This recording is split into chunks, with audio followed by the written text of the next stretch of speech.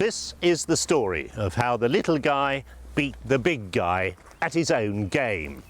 Now, the little guy is International Motors of West Bromwich, and the big guy is Vauxhall Motors. And the game, well, the rights to sell this vehicle.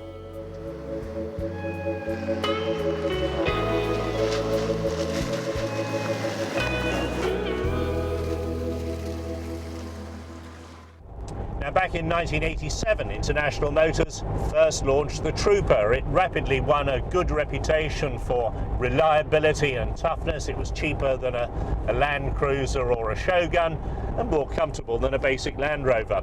Trouble was, Vauxhall started casting envious eyes at the International Motors' success. Their Frontier wasn't going terribly well, so when the new model came in 1992, Vauxhall launched it as well as the Vauxhall Monterey, and I remember the launch of the vehicle. And the result?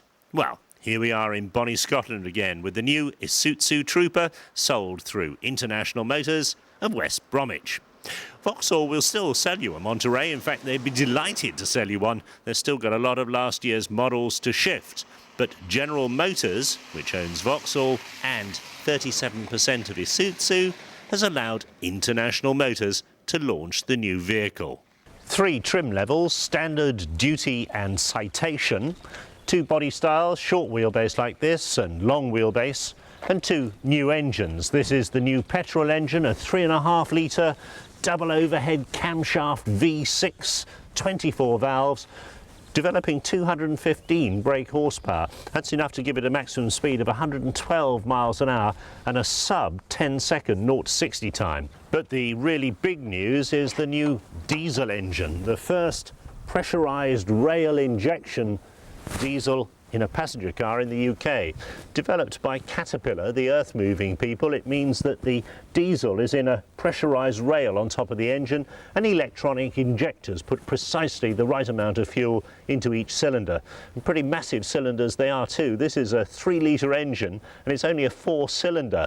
Develops huge amounts of torque low down, and the new injection, according to Isuzu, means that it doesn't rev up like an earth mover. You've got instant throttle response.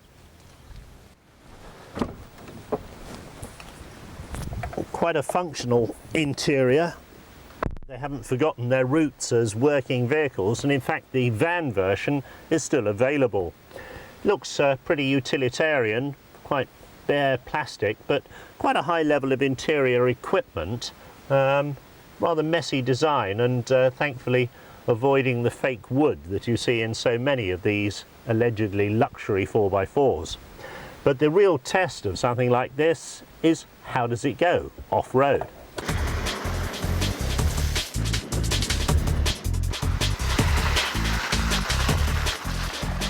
Isuzu took us to the top of a mountain near Kelso to explore off-road capability. With the demonstrators on mud tyres, we headed up into the conifer forest where heavy wood machinery had been tearing great chunks out of the peat bog. Even so, not desperately demanding, and the Trooper just romped through everything we could find. The Trooper always had a big tough chassis underneath the bodywork, and of course that continues.